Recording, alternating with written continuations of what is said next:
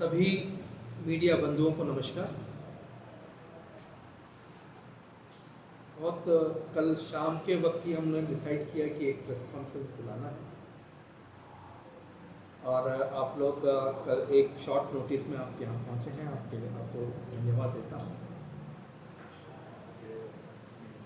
हमने कभी प्रत्यक्ष रूप से स्वतंत्रता आंदोलन को प्रत्यक्ष रूप से नहीं देखा, उसका अनुभव भी नहीं किया, लेकिन हम सुनते आए हैं कि स्वतंत्रता आंदोलन में जिस तरह का जो माहौल बना, लोगों के अंदर में जो ज्वाला भड़का, उसमें एक सबसे महत्वपूर्ण एक कड़ी रहा वंदे मातरम का गाना या गीत सॉन्ग।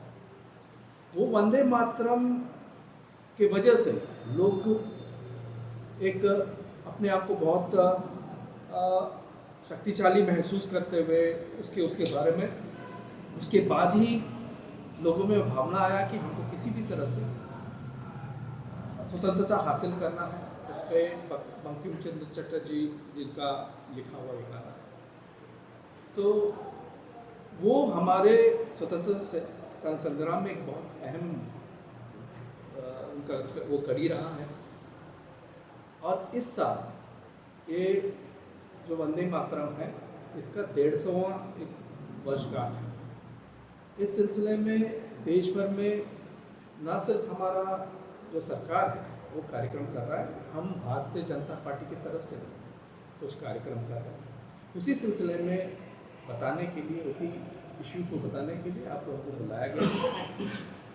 अब मैं गुजारिश करूँगा हमारे अनिल कुमार तिवारी जी से, देवदास जी से, वो इस सिलसिले में अपना बात रखें, उस कार्यक्रम के बारे में बताएं। सभी को नमस्कार।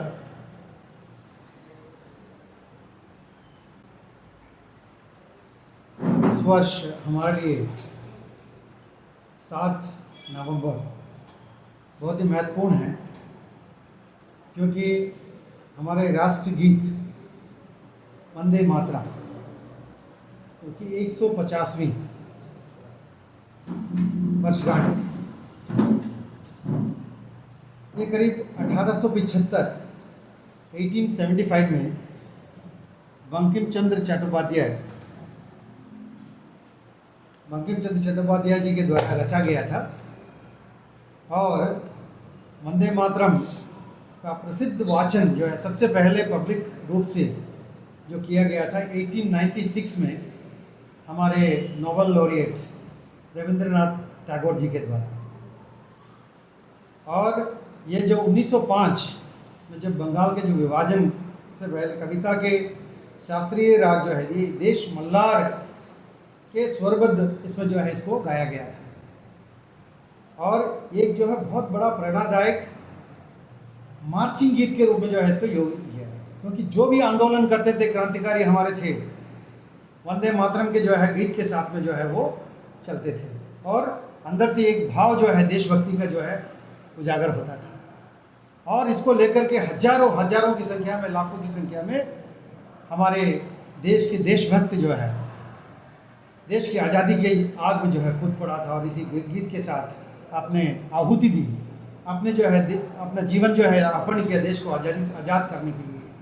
तो इस राष्ट्रगीत वंदे मातरम के अंदर में इतनी शक्ति है, इतनी ऊर्जा है कि इसको जो है हम समय के साथ पता नहीं कैसे कैसे इसको हमारे जो कांग्रेसी और अन्य उनके सहयोगी दलों के द्वारा इसकी उपेक्षा की गई। और इसके बावजूद कि 1950 में हमारे प्रथम राष्ट्रपति डॉक्टर राजेंद्र प्रसाद जी के द्वारा इसको राष्ट्रगीत के दर्जा देकर इसको आह्वान किया था, इसको दर्जा दिया गया था भारत सरकार की ओर से। उसके बावजूद जो है ये इसके धीरे धीरे जो है कैसे आने वाले सालों में उसके बाद में जो है कांग्रेसी सरकार के कई सारे समय में इसकी जो है अवहेलना किया गया और इसको कई आरोप लगा करके बिना सबूत के बेबुनियाद जो है इसको ये किया है। वंदे मातरम जो है ये स्वदेशी आंदोलन में सबको मालूम था, हम सबको मालूम है कि ये सबसे प्रमुख नारा बना था। और हमारे महान नेता उस समय के बाल गंगाधर तिलक, लाला लाजपत राय, भगत सिंह, हमारे सुभाष चंद्र बोस जी, ऐसे ऐसे जो क्रांतिकारी थे, ये सारे जो है उनके लिए प्रेरणा स्रोत गीत बना था। और वंदे मातरम के गीत जो जहाँ जाते थे, जिस फंक्शन में जाते थे, जहाँ जिस रैली निकलते थे, जहाँ जो प्रोटेस्ट होना था, वहाँ पे वंदे मातरम के गीत के साथ में जो है आगे बढ़ते थे। और हजारों लाखों की संख्या में क्रांतिकारी जो है इसमें भाग लिए थे। तो इतने प्रेरणा स्रोत माई एक जो है हमारे राष्ट्रगीत है वंदे मातरम।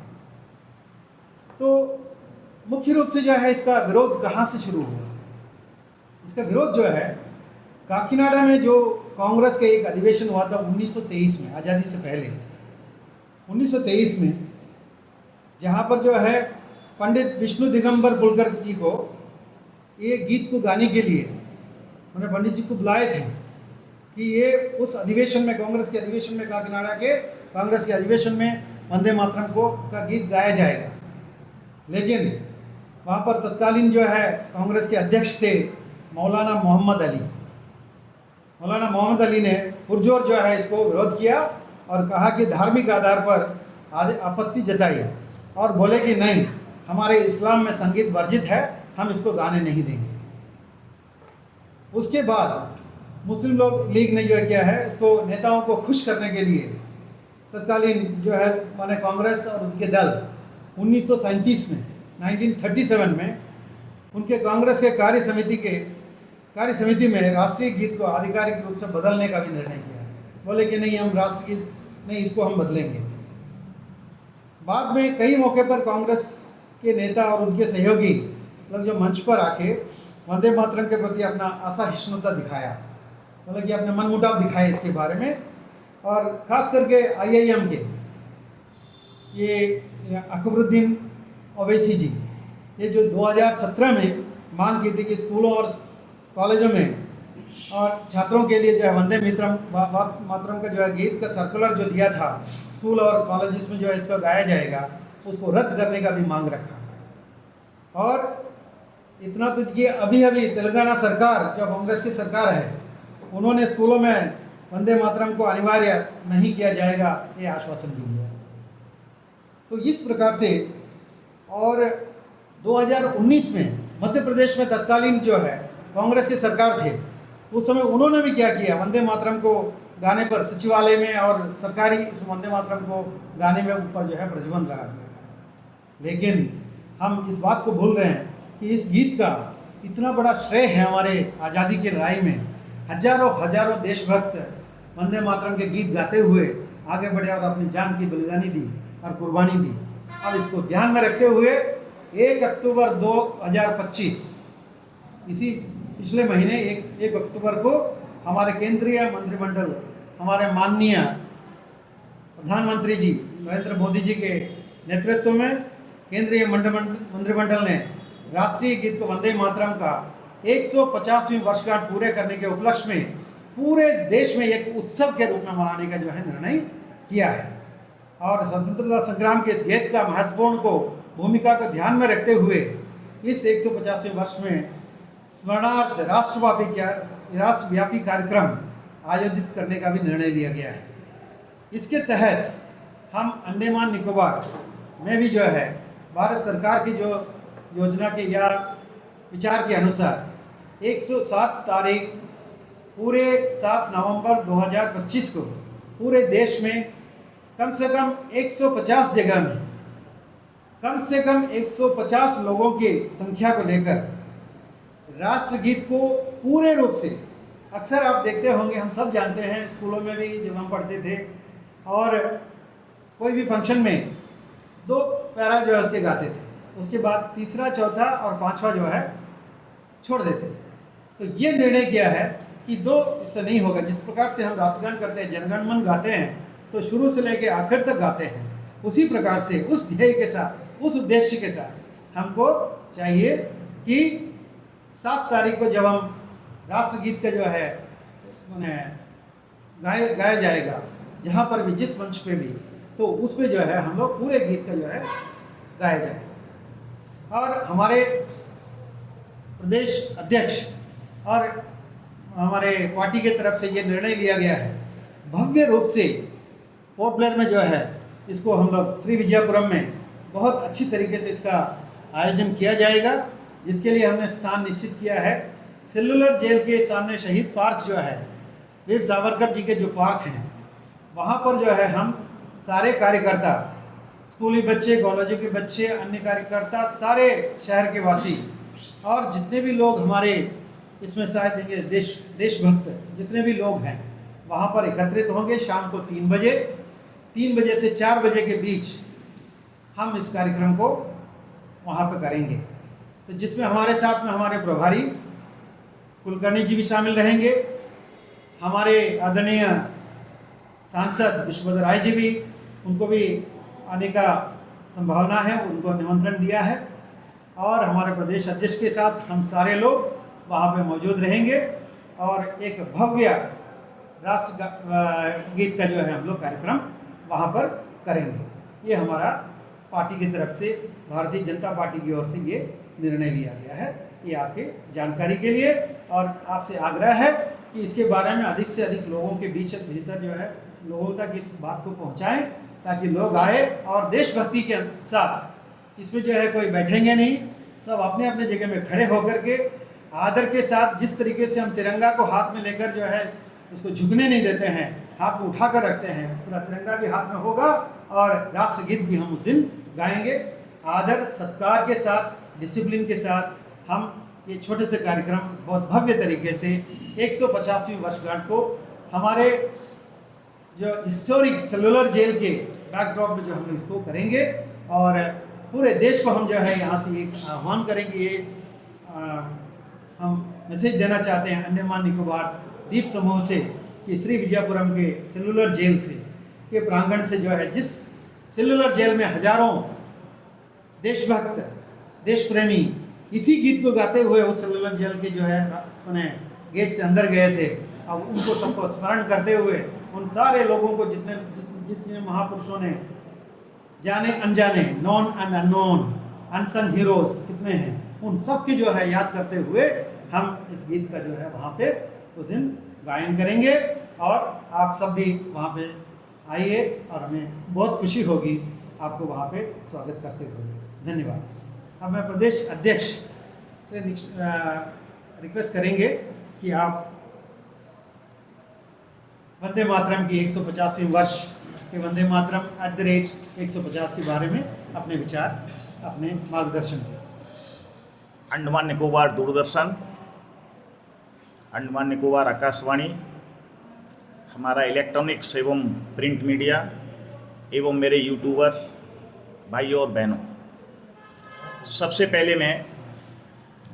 पहले मैं गुरु नानक देव जी की जयंती की पूरे द्वीपवासियों को हार्दिक शुभकामनाएं देता हूं। जिन गुरु नानक देव जी के आदर्शों से हमने झुकना नहीं सीखा हमारे देश ने, चाहे कितने भी आक्रमण हुए, चाहे कितना भी दबाव आया, लेकिन गुरु नानक देव जी के आदर्शों के कारण आज हमारा देश मजबूत और एक शक्तिशाली बना। मित्रों, मेरे मीडिया इंचार्ज SP लंगो जी ने और हमारे 150वां जो वर्षगांठ है वंदे मातरम गीत का, इसके जो अंडमान निकोबार के संयोजक हैं डॉक्टर R देवदास जी ने आपको विस्तार से बताया। अब मुझे ज़्यादा इसमें विस्तार से जाना नहीं है, मैं इतना ही बताना चाहता हूँ आपको।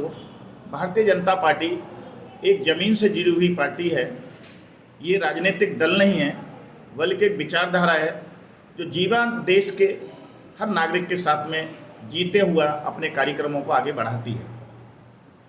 जिस गीत ने हमारे स्वतंत्रता सेनानियों को एक जोश दिया, वंदे मातरम, जिससे हमारा आज़ादी की लड़ाई में हमारे युवाओं का खून खौला, जिस गीत की वजह से आज हमने आज़ादी पाई, उस गीत को भुला दिया गया था।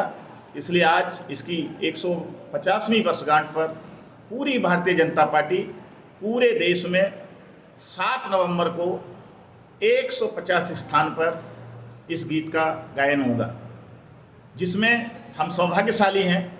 उस 150 जगह में हमारे अंडमान निकोबार द्वीप समूह को भी चुना गया, जिसमें हम अपनी ऐतिहासिक, जहाँ पर हमारे पूर्वजों ने फांसी का फंदा चूमते हुए हमको आज़ादी दिलाई, ऐसी सेलुलर जेल के सामने शहीद पार्क में हम लोग अपना ये कार्यक्रम 7 नवंबर शाम को 3 बजे से 4 बजे तक करेंगे। उसमें आप सभी मीडिया कर्मी, मीडिया बंधु, सभी आपका स्वागत है। नंबर 2, हमने आज देखा होगा आज़ादी की लड़ाई में जिस सरदार वल्लभ भाई पटेल ने अपना इतना योगदान दिया, आज भले ही वो किसी भी दल के नेता थे, लेकिन सबसे पहले वो स्वतंत्रता सेनानी थे। आज उनके 150वीं वर्षगांठ पर भारतीय जनता पार्टी एक बहुत बड़ा कार्यक्रम, पदयात्रा हो, चाहे वो युवा रेस हो, मैराथन हो, तरह तरह के कार्यक्रम हम लौह पुरुष सरदार वल्लभ भाई पटेल के लिए भी कर रहे हैं। आज़ादी के बाद किसी भी पार्टी ने नहीं सोचा कि सरदार वल्लभ भाई पटेल जी को जो सम्मान मिलना चाहिए था वो नहीं मिला, लेकिन भारतीय जनता पार्टी की सरकार आने के बाद उनकी विशालकाय प्रतिमा और विश्व की लगभग सबसे ऊंची प्रतिमा सरदार वल्लभ भाई पटेल की हमारे भारतीय जनता पार्टी के सबसे प्रसिद्ध नेता नरेंद्र मोदी के द्वारा उनका अनावरण किया गया। इसी तरह से भारतीय जनता पार्टी 12 महीना 365x7 डेज हमेशा जनता के बीच में रहती है। हम केवल चुनाव में दिखाई देने वाले पार्टी नहीं है, हम जनता के कामों में साथ रहने वाले और जनता के सामाजिक कार्यों में भी उनके साथ कदम से कदम मिलाकर चलने वाली पार्टी है। इसलिए आपने देखा होगा बहुत सारी पार्टियां अपने कार्यालयों को ऑफिस बोलती हैं, लेकिन एक भारतीय जनता पार्टी है कि अपने ऑफिस को ऑफिस न बोल के एक कार्यालय बोलती है। क्यों? ऑफिस का एक टाइमिंग होता है, 9 से 5, 10 से 6, कुछ न कुछ हर ऑफिस का एक टाइम होता है। लेकिन अभी हमारा देश की रक्षा के लिए, घुसपैठियों को रोकने के लिए जो कार्यक्रम चल रहा है SIR, उसको लेकर के हमारा एक एक कार्यकर्ता रात को 11-12 बजे तक जो आह्वान इलेक्शन कमीशन ने किया है कि भारत का नागरिक कोई छूटे नहीं और विदेश का नागरिक कोई हमारी वोटर लिस्ट में जुड़े नहीं, उसके लिए भी ये हमारा काम नहीं है, ये काम है इलेक्शन कमीशन का, चुनाव आयोग का। लेकिन फिर भी भारतीय जनता पार्टी इस काम में इलेक्शन कमीशन का सहयोग कर रही है। हम लोग अपने BLA दे रहे हैं उनको, BLO के लिए, जिससे कि देश में एक बहुत ही साफ सुथरी आने वाले समय में 2029 में लोकसभा चुनाव जो होंगे उसमें एक हमारी मतदाता सूची बने। मित्रों, और एक आपसे मेरा अनुरोध है कि आप लोकतंत्र का चौथा स्तंभ है। जो आपने देखा होगा आज़ादी हुआ, हम ये नहीं कह रहे हैं, आज़ादी में सबका योगदान था। आज़ादी में कांग्रेस पार्टी जो बनी थी वो केवल देश को आज़ाद करने के लिए बनी थी, लेकिन हमारा देश का दुर्भाग्य माने या क्या कहें, महात्मा गांधी जी ने, बहुत बड़े बड़े नेताओं ने कहा भी था देश आज़ाद हो गया, इस पार्टी को ख़त्म कर देना चाहिए था। लेकिन कांग्रेस पार्टी की लोकप्रियता इतनी हो गई थी, जो नेहरू जी ने नहीं माना, उस कांग्रेस पार्टी को लेकर के चले और उन्होंने देश में आगे की तारीख में देखा जाए तो सबसे ज़्यादा राज, सबसे ज़्यादा शासन रहा तो वो कांग्रेस पार्टी का रहा। लेकिन 2014 से और छोटा सा एक कार्यकाल आया था 1999 से लेकर के 2004 तक, आपने जो विकास के कार्य देखे, देखिए हर राजनीतिक दल का कोई न कोई एक एजेंडा होता है। मैं किसी राजनीतिक दल पर आरोप नहीं लगाता हूँ, क्योंकि अन्य राजनीतिक दल हमेशा भारतीय जनता पार्टी पर विभिन्न प्रकार के आरोप लगाते हैं। देखिए, आरोप लगाना आसान है, लेकिन भारतीय जनता पार्टी अपना कार्य करके दिखाती है। ठीक है, NH रोड का कंडीशन खराब है वेदर की वजह से, इसको हम भी मानते हैं, हमारा कार्यकर्ता भी मानता है, लेकिन इस एयरपोर्ट को क्यों नहीं वो बताते हैं? किसने, कौन लेके आया इतना बढ़िया इंटरनेशनल एयरपोर्ट? OFC लाइन कौन लेकर के आया? भारतीय जनता पार्टी लेकर के आई। मोबाइल सर्विस अंडमान में कौन लेकर के आया? भारतीय जनता पार्टी लेकर के आई। कदम तल्लाम इतना सुंदर ब्रिज जिस पर लोग जाने से प्रसन्न होते हैं, वो ब्रिज किसने बनाया? भारतीय जनता पार्टी ने बनाया। 1 साल के अंदर में ये नेशनल हाईवे और बारेटांग का ब्रिज भी बन के तैयार हो जाएगा। जब हम लोग अपना घर बनाते हैं, अपना छोटा सा घर बनाते हैं, उसमें भी हम अवस्थित होते हैं, हमको वो सुविधाएं नहीं मिलती हैं जो मिलनी चाहिए, क्योंकि एक कोने में खाना बनाना पड़ता है, दूसरे कोने में घर का काम चल रहा है, वहाँ मजदूर बैठे हैं। इसी तरीक़ा से क्योंकि हमारे पास में और कोई ऑप्शन नहीं था, पुराने रोड को तोड़ करके नया नेशनल हाईवे बनाना ही हमारे पास में एक रास्ता था, क्योंकि फॉरेस्ट रिजर्व एरिया आ रहा है, कई जगह में बस्तियां आ रही हैं, तो इसीलिए उसलिए तकलीफ हुई। जल्द ही ये रोड का काम भी संपन्न हो जाएगा। आपने देखा होगा इलेक्ट्रिक के मामले में जो हमारे ऊपर आरोप लग रहे थे, अभी इसका बहुत बड़ा इसमें इम्प्रूव हुआ है और नवंबर एंड तक शायद ये श्री विजयपुरम और साउथ अंडमान में लोड शेडिंग 0 हो जाएगा। तो अभी हम लोग ज़्यादा कुछ बोलते हुए आपसे हमारा अनुरोध है, सभी हमारे जितने भी हमारे मीडिया कर्मी आए हैं, हमारा जो भव्य कार्यक्रम हो रहा है 150वीं जयंती इसकी गीत की, जो सेलुलर जेल के सामने 7 नवंबर को 3 बजे से 4 बजे तक होगा, उसमें आप अपना अमूल्य समय दे करके हमको नहीं, पूरे देश को, जिसने इस गीत को बनाया उनको, जिस गीत को जिन्होंने गाया उनको, और पूरे देश को आप लोग गौरवान्वित करें। आप आए, आपके लिए बहुत बहुत धन्यवाद, बहुत बहुत शुक्रिया कि आपने बहुत शॉर्ट नोटिस में मीडिया कन्वीनर के, उसके बाद भी आप इतनी संख्या में आज हमारी इस प्रेस वार्ता को कवरेज करने के लिए मैं आपको तहे दिल से आपका आभार प्रकट करता हूँ। नमस्कार। धन्यवाद।